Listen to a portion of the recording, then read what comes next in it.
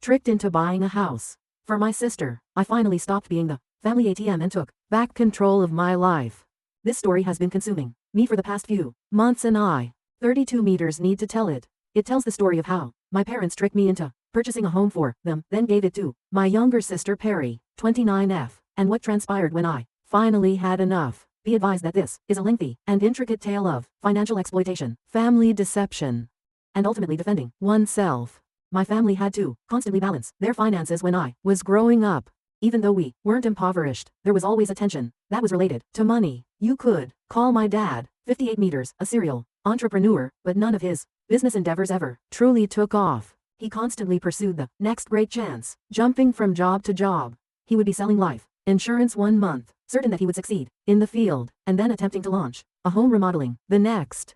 Despite his lack of experience, every new endeavor had the same cycle: initial enthusiasm, mounting annoyance, and unavoidable failure. The perpetual optimist, Mom, 55F, consistently supported Dad's decisions. She would say to us over dinner, "Your father is a visionary." Just after he had left another secure career to take a chance on a dangerous project. He only needs one significant break to keep us afloat. She took on part-time jobs, but her true job was to keep up this facade of normalcy while our financial circumstances were anything but. My sister Perry and I had a very different dynamic. I was chosen at a young age to be the family's savior and their key to a brighter future. I used this lens to examine every choice I made. I recall wanting to join the school band when I was 14 years old. My parents sat me down for a serious conversation about how the computer club would appear better on college applications, rather than encouraging my passion in music. My parents, who somehow always found money we purportedly didn't have, paid for Perry's art classes one month and her dance lessons the next, allowing her to follow whatever whimsy interest she had. In high school, the pressure increased significantly. I kept my GPA at 4.0 because it was considered bad, not because I was inherently smart. You would think I had committed a heinous sin after I received an A in AP Physics one semester. For days, my father would only talk to me when he made scathing remarks about how mediocrity isn't an option for someone who needs to support their family. Teenagers need to express themselves, Mom said dismissively when Perry skipped 3 days of school that week to spend time with her pals. Perry was finding herself, and I spent my high school years in this pressure cooker of expectations. I was supposed to create a thorough financial success strategy. Perry would easily go in beyond curfew without any repercussions, whereas I would study until 2 in the morning while fueled by energy and anxiousness. It was a sharp contrast. The traditional education system just doesn't suit her learning style, was the response given to Perry's run of DS and FS, while my B+ in calculus prompted a family conference regarding my declining standards. My parents made it apparent that my only choice when it came time for college was tech school, not because it fit with my hobbies. They never inquired about those, but rather because it provided the quickest path to a well-paying career. At every stage, they made sure I realized the extent of their sacrifice by taking out loans and spending down what little savings they had. Mom used to say, "We're eating rum and so you can have a future." But oddly, there was always money for Perry's newest pastime or adventure. Tech school was harsh due to the continual pressure from home as well as the challenging homework. I lived on the cheapest possible diet, worked part-time at a computer repair business in between classes, and was constantly reminded of my parents' investment in me. Every phone conversation featured an update on their financial difficulties as well as overt clues about when I might be able to reimburse them. Perry, meanwhile, left high school during her last year. In fact, my parents applauded her choice rather than the drama I would have experienced. "Not everyone is cut out for school," they stated. "She is courageous for pursuing her own goals." She spent the following years exploring her options, which included working as a barista, store clerk, dog walker and yoga instructor trainee, all of which part-time positions that lasted no longer than a few months, until she eventually quit because it wasn't fulfilling her soul. Every new job she took was hailed as her genuine calling. I was hired by a burgeoning tech startup after I graduated from computer school. Although the pay wasn't particularly noteworthy by industry standards, it was more than my family had ever received. I recall phoning my parents to break the news, hoping for a single, unadulterated moment of joy. Rather, Dad started figuring out how much I could give them per month right away, and Mom started making a list of all the bills they needed assistance with. To save money, I moved into a small apartment with 2 roommates. Although it wasn't ideal, I was earning enough money to buy a home of my own. I felt compelled to live simply in order to support my parents. I tried to balance their needs with my student loan payments and other living expenditures by sending them money each month. However, it was never sufficient. Dad would call with a remorseful speech about how they had given up everything for my. I poured myself into projects, gained a reputation for solving challenging issues, and began to advance in the company. Every bonus or promotion ought to have been a triumph, but instead they served as further sources of pressure. So, you'll be able to help us more now, right? Was the constant inquiry, rather than are you proud of yourself? Or what are your goals? Perry's pattern of irregular employment and snap judgments persisted. When things went apart, she would return home after living with friends. She would enroll in online classes, but stop midway through. Our parents were understanding and supportive of every setback, despite the fact that she was well into her 20s. They would exclaim, "She's still young. She simply hasn't discovered her calling yet." What I assumed would be a typical Sunday meal at their rental apartment was actually the pivotal moment. Although I had been picking up on more clues than usual regarding their financial difficulties, I wasn't ready for what happened next. After all these years of investing in the family's future, Dad began to talk about how tired they were of renting, how their landlord was raising the rent once more, and how they needed a place of their own. The directness still took me by surprise, even though I understood where this was going. "Honey, we've been thinking," Mom replied, reaching across the table and taking my hand. "We've given up so much for you to reach this point, and you're doing fantastically now. Do you not think it's time to assist us in purchasing a home?" They let go of years' worth of pent-up guilt when I revealed that I was struggling to pay my own rent and save for the future. Dad talked about how they could have invested in me rather than saving for retirement. Mom sobbed as she talked about how all they wanted in their last years was stability. Perry, who was residing with them at the time, said that I was living comfortably while our parents were having financial difficulties. Months passed during the pressure campaign. They casually mentioned places they had seen in every phone conversation. Dad would share tales of their friends, kids who had done right by their parents by purchasing properties, while Mom would email ads just to look at. Perry even got involved, writing to me to say that after everything our parents had done for me, they deserved this one thing. Despite my best efforts, I was susceptible to their manipulation due to decades of indoctrination. The guilt became too much. Their age, their sacrifices, and their need for stability would keep me up at night. Though years of familial dynamics are difficult to overcome, my therapist, yes, I did finally start seeing one, warned me about setting limits. I finally gave in after months of psychological combat. I persuaded myself that this was the proper thing to do, even though I had saved up a respectable sum for a down payment, money that ought to have gone toward my own future. The guilt trips would end once they had a home. I promised myself, at last, they would be content and I could begin to concentrate on my own life. I purchased a basic, 3-bedroom home in a quiet neighborhood, nothing extravagant. The monthly payments were difficult, but I reasoned that if I kept up my thrifty lifestyle and lived with roommates, I could manage. Everything appeared to be going well for the first several months. My parents were ecstatic, telling friends and relatives how well their son had done them and showing off their home. However, the requests increased rather than decreased. They wanted to landscape the backyard because the neighbors would judge us, and they required new furniture because the old stuff doesn't seem right in this magnificent house. Every request was accompanied by the same old guilt trip. After everything we've done for you, I continued to pay my mortgage, sending more when I could, in an effort to pay it off sooner. I convinced myself that it was worthwhile to provide my parents with the security they had never had, even if I was still living with roommates and putting my own life on hold.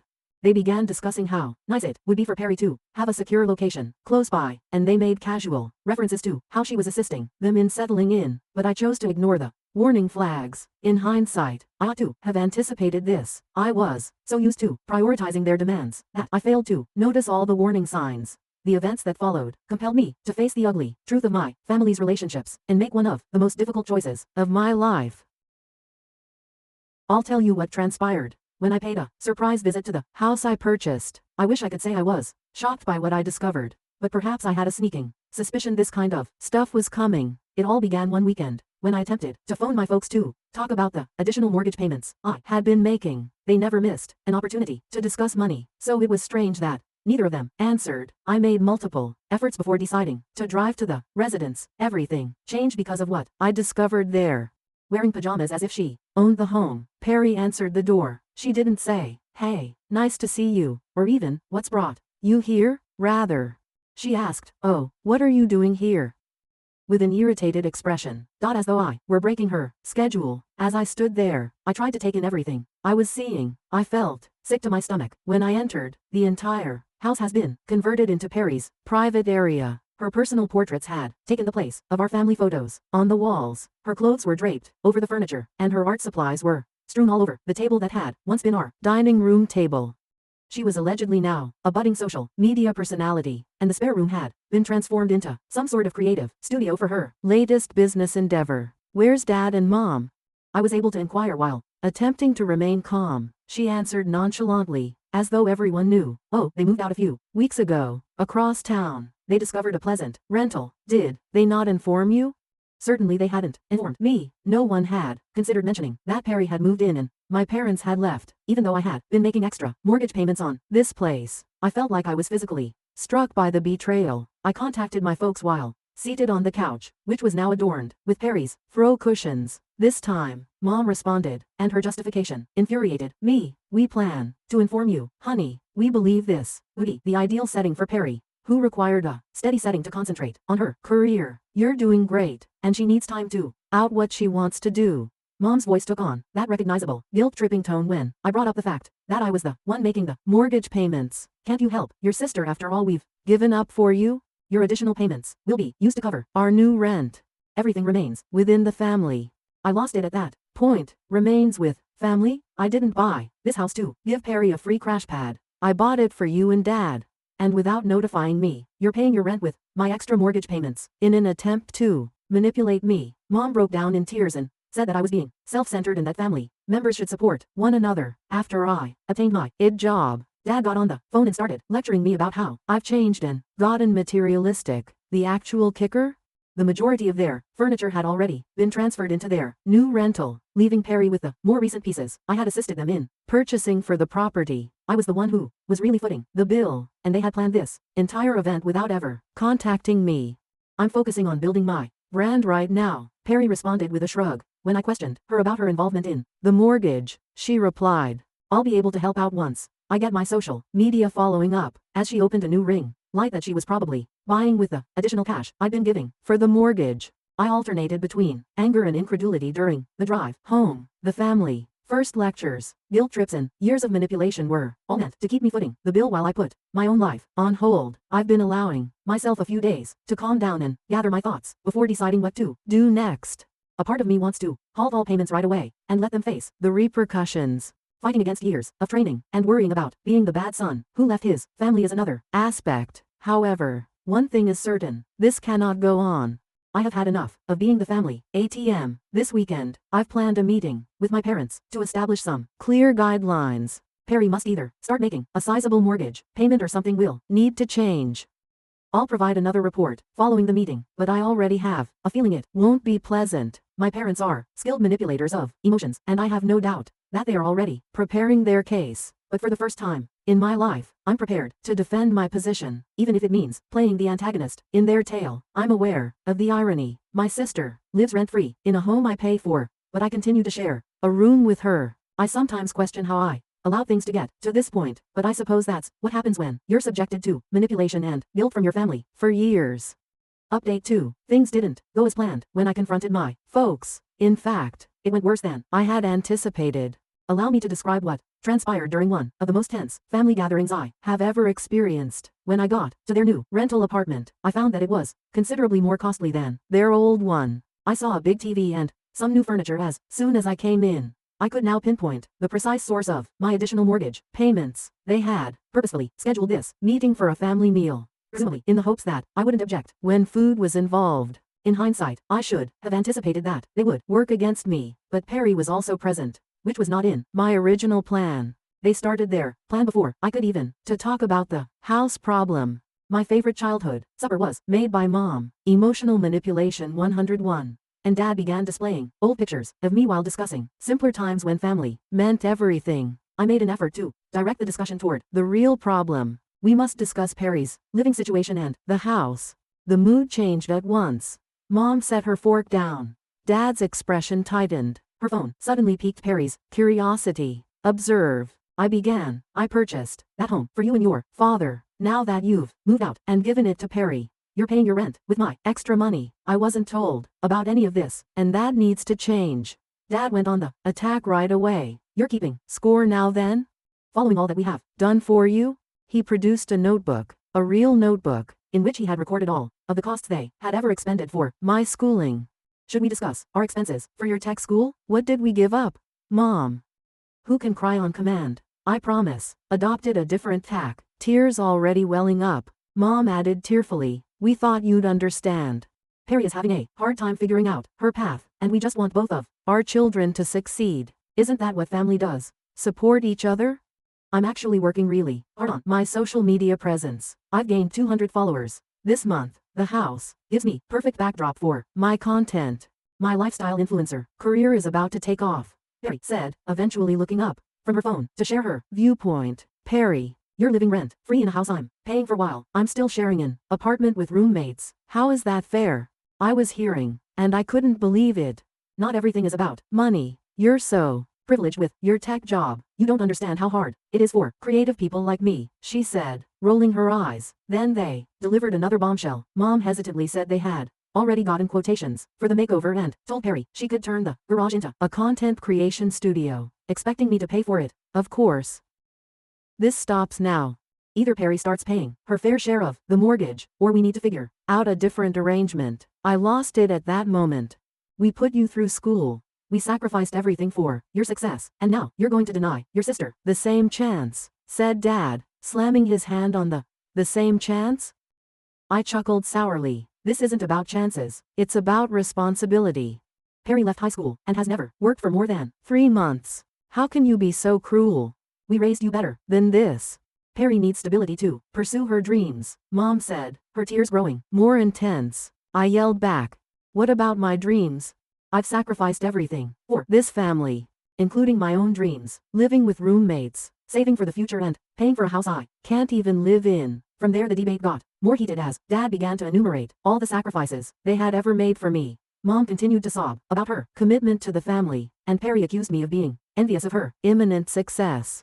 Starting next month, I'm only paying the basic mortgage, no extras. I finally made my ultimatum. If Perry wants to stay in the house, she needs to contribute. If not, we need to sell it. Mom complained that I was ruining the family. Dad branded me materialistic and grateful, and Perry stormed out, accusing me of ruining her career before it had even begun.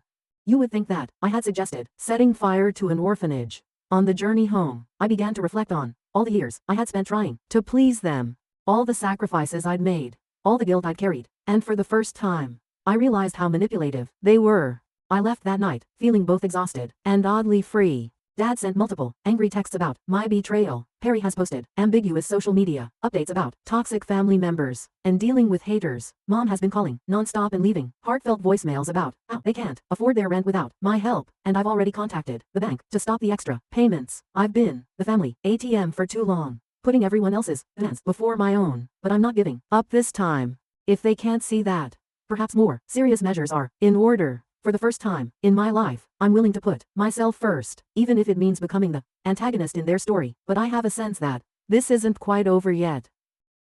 Let me tell you how everything finally fell apart and where I am now. Following that final encounter, I took the most difficult decision of my life. I stopped making mortgage payments altogether. My phone exploded in the first week after I stopped making payments. I received 47 calls from Mom, 23 from Dad, and even messages from Perry on every social media site imaginable. I blocked them all, but they got creative, using friends' phones, making new accounts on social media, and even reaching out to relatives I hadn't spoken to in years. I can't sleep knowing my son has abandoned us, was the first guilt-tripping statement in Mom's voicemails. We'll lose everything because of you, was the next desperate statement.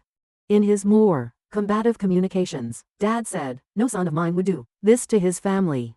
Of particular relevance was Perry's campaign against me on social media. She began sharing stories of toxic family members that ruin your dreams on a regular basis. The surrealist part was when I looked at Perry's Instagram and noticed that she was charging $50 per session for her insights into the influencer lifestyle while holding creativity classes in the property I was paying for. She used my financial crisis as engagement material for her fans and turned the living room into a content producing space. The bank sent out their first notice around week 3. My parents sent it to me with a single message instead of addressing the issue. Is this what you want? To see your family homeless? I archived the email without answering. The flying monkeys then appeared. I received calls from family friends I hadn't spoken to in years, expressing their disappointment with my decisions. I was ruining my parents' golden years. According to a long correspondence from my aunt, my former high school instructor even expressed concern about my recent changes in lifestyle on Facebook. None of them were aware that I had finally begun therapy and was recovering from years of emotional abuse. My therapist assisted me in realizing that my family had established a situation in which I was always in charge of everyone's welfare except for my own. Perry's Rise Above Surviving Family Betrayal podcast, which was taped in a house I purchased, was the true turning point. The first episode focused on her affluent tech bro brother's jealous attempts to crush her goals. In fact, she was able to garner a modest following from those who understood her plight. The bank's notices grew more. After the second month, my parents changed strategies and sent me pictures of homes they were considering, all of which were far less expensive than the rental they were renting at the time. Mom texted from a different number. "See, we're trying to compromise." However, I saw that Perry had not yet been asked to help her find a space of her own.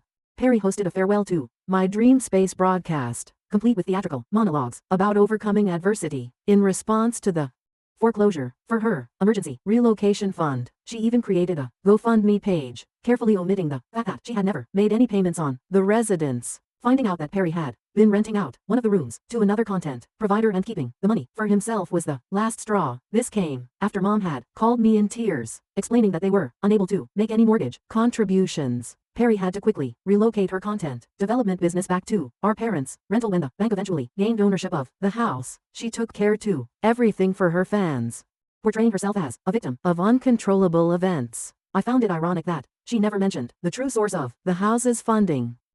Dad gave me a final call, which I did answer. His voice was low, almost defeated rather than the rage I had anticipated. He remarked, "We really thought you'd cave.